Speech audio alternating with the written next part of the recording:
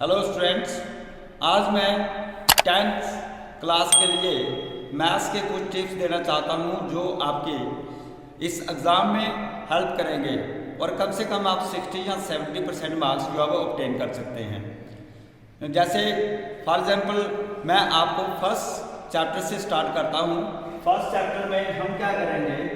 In your first chapter number 1 we will do how to find the highest common factor of two numbers. Highest common factors of two numbers, then and LCM of two numbers. इस तरह से हम ये दो चीजें जो है वो सीखेंगे कि हाईएस्ट कॉमन फैक्टर कैसे निकालते हैं और लोएस्ट कॉमन मल्टीपल जो है वो कैसे निकालते हैं।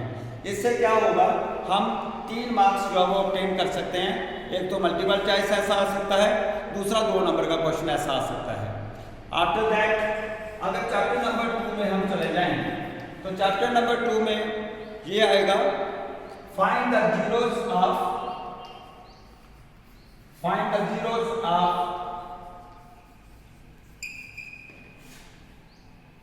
Quadratic polynomial. It may be in the form ax squared bx plus c. Suppose this is a polynomial and we have to find the zeros of this quadratic polynomial by splitting the middle term. It's very easy. यहाँ पे क्या करना होता है कि हमें middle term को break करना होता है और मिडल टर्म को ब्रेक करते समय हमें याद रखना चाहिए कि जो भी आप 2 नंबर ले रहे हो, सपोज हम इसे b को मिडल टर्म को स्प्लिट कर रहे हैं, उन दोनों नंबर्स की प्रोडक्ट जो है वो a और c के बराबर आनी चाहिए और सम जो है वो मिडल टर्म के बराबर आना चाहिए। तो कई बच्चे गैस करते हैं, कोई जो मैथड जो है वो अप्लाई करते हैं टू सिलेक्ट द नंबर। जहाँ पे हमें 2 नंबर सेलेक्ट करने हैं जिनका सम जो है वो मिडल टर्म के बराबर होगा और प्रोडक्ट जो है वो फर्स्ट और लास्ट कांस्टेंट टर्म के बराबर होगी। इस क्वेश्चन को मिडिल टर्म को ब्रेक करने से हमें क्या होगा कि हमारा एक क्वेश्चन अटेम्प्ट होगा चैप्टर नंबर 2 से, दूसरा क्वेश्चन अटेम्प्ट होगा in quadratic equation. Quadratic equation में वो कैसे पूछेंगे? Find the roots of the equation by using factorisation method. इसका मतलब ये हुआ कि ये क्वेश्चन मतलब मिडिल टर्म को स्प्लिट करने से हमारे 2 क्वेश्चन अटेम्प्ट हो गए। अब हम बात करते हैं तीसरे चैप्टर की।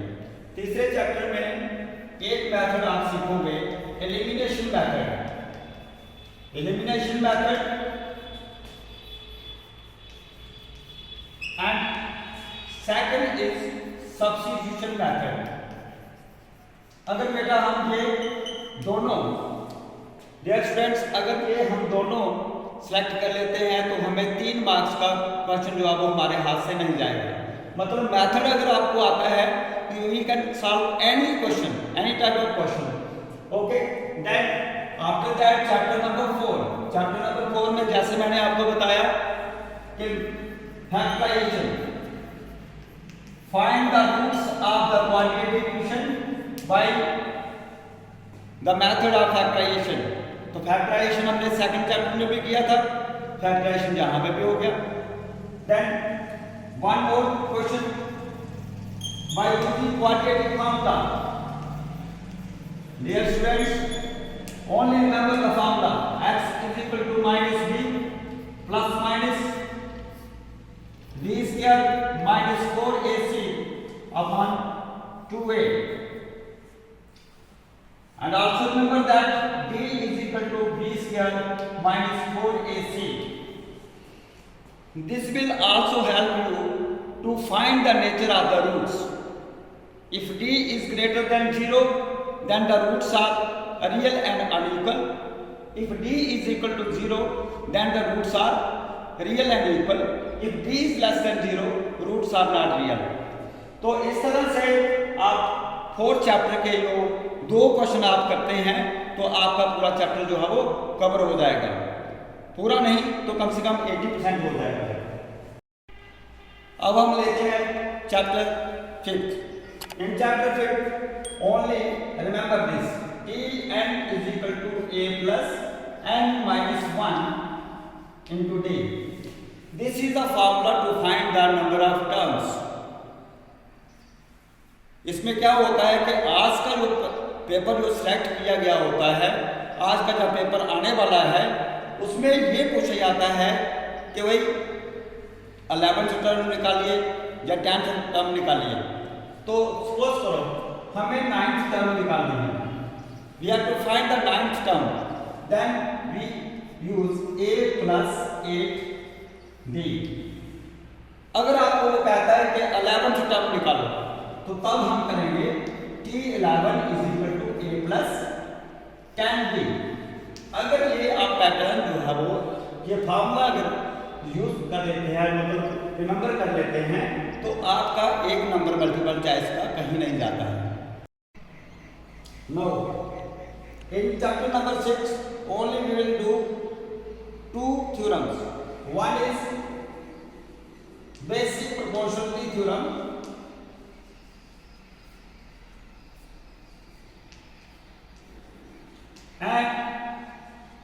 and its converse part,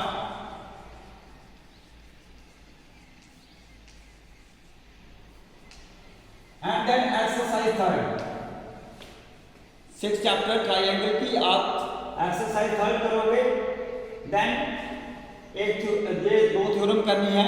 इससे आपका लगभग 6 नंबर का पेपर जो है वो अटेम्प्ट हो जाएगा, 6 मार्क्स का पेपर अटेम्प्ट हो सकता है।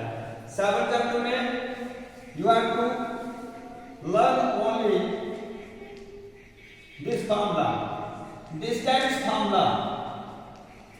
डिस्टेंस फार्मूला स्टूडेंट्स सिर्फ ये कर लीजिए to find the distance between 2 points. Suppose we have 2 points x1 x2 x2